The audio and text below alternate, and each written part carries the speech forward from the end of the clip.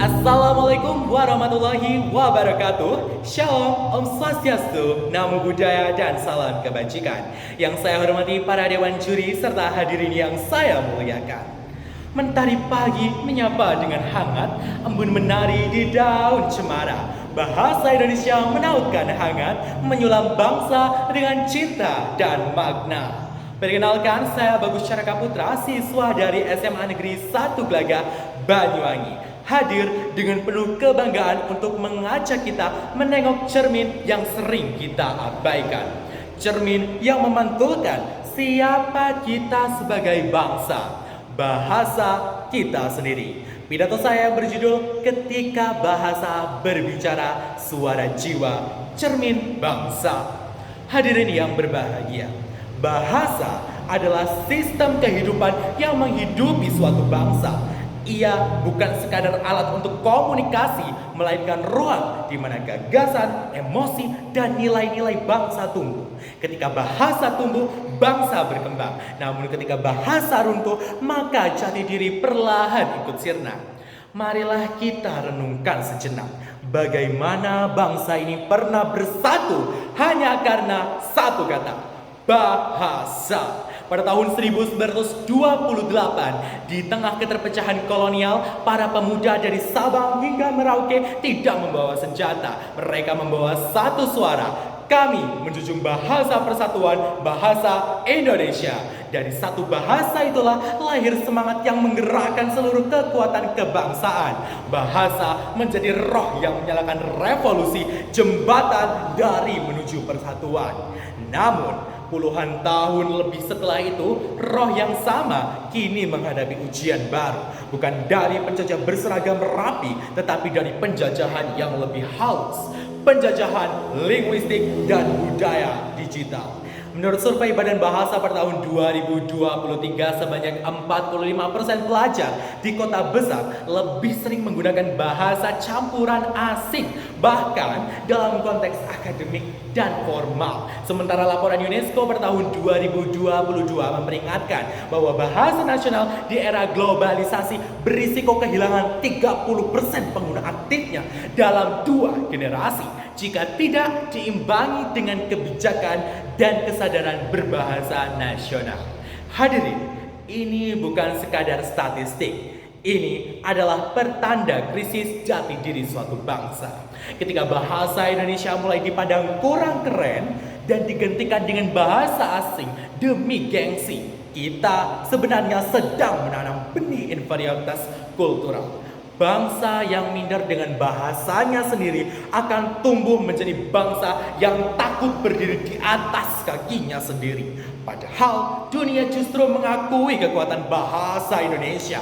Menurut Etnologi pada tahun 2024, bahasa Indonesia menempati peringkat ke-10 dengan bahasa penutur terbanyak di dunia dengan lebih dari 200 juta pengguna aktif.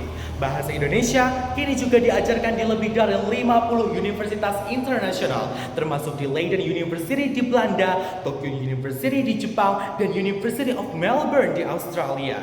Mereka mempelajarinya bukan karena kewajiban, tetapi karena mereka tahu di balik bahasa Indonesia ada peradaban yang hidup, ada nilai kemanusiaan yang luhur, dan ada semangat gotong royong yang unik di dunia. Ironisnya, saat dunia mempelajari bahasa kita malah meninggalkannya. Kita lebih bangga untuk berkata sorry daripada kata maaf, lebih nyaman menulis bestie daripada kata sahabat, seolah bahasa kita kehilangan daya magisnya. Padahal kata maaf mengandung nilai kemanusiaan yang lebih dalam daripada sekadar sorry. Kata sahabat yang berakar dari sohib berarti orang yang menyertai dalam suka dan duka. Setiap kata dalam bahasa Indonesia punya ruh, punya sejarah, dan juga punya makna moral. Bahasa bukan sekadar bunyi, tetapi peta pikiran bangsa. Seperti apa yang diucapkan oleh filsuf Ludwig Wittgenstein, bahwasanya batas bahasaku adalah batas duniaku. Artinya, sejauh apa kita menguasai bahasa, sejauh itulah kita memahami dunia. Jika generasi muda lebih akrab dengan istilah asing daripada padanan Indonesia, maka kita sedang membatasi cakrawala berpikir bangsa kita sendiri.